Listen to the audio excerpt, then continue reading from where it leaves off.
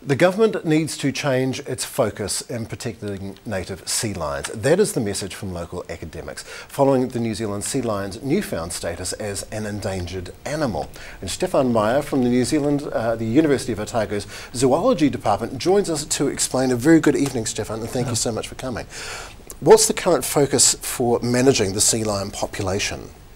So the current focus on the New Zealand sea lion population that breeds on the Auckland Islands, which is the main breeding population, focuses on reducing pup mortality and also to understand how lowered reproduction is linked to the population decline.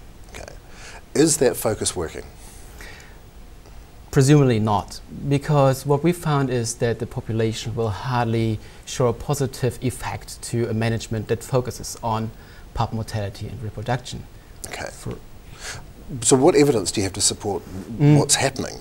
One evidence that we have to support this idea is that, for example, we know that many New Zealand sea lions died due to disease since 1998. And you could now, for example, say, okay, let's go into the population and protect New Zealand sea lions dying from disease. But we found that, many pups will die anyways, even if we protect them from disease. Okay, so the focus of what the current management plan isn't working. Yeah. Would it be easy for the government to change its current management plan? Would it be easy? Yeah, well, they're just about to change the plan with a stronger focus on pup mortality. Before it was the focus more on adult survival.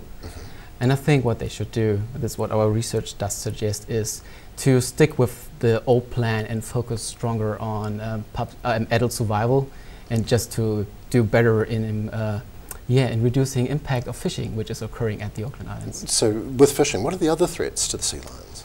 Well, there exist natural threats. For example, there could be years when there's not much food available. And what a sea lion would do in that year is to reduce reproduction, of course.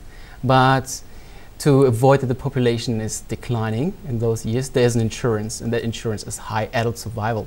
And then there's unnatural sources of mortality, which is fishing. And if we just kill too many adult New Zealand sea lions, the population is not able to deal with years when there's not much food available, for example. Do you think that the New Zealand population can bounce back?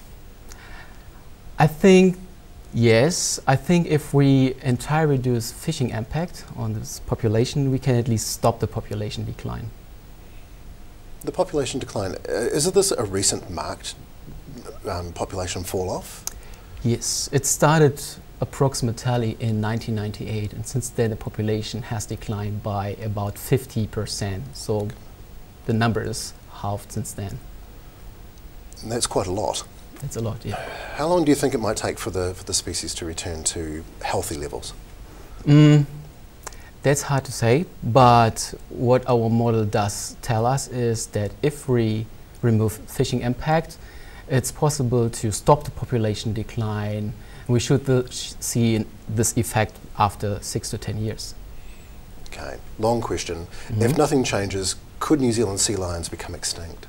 Yes, it's hard to tell when this will happen, but we will lose one of our iconic species if we won't change anything. Stefan Meyer from the University of Otago, thank you so very much for your time.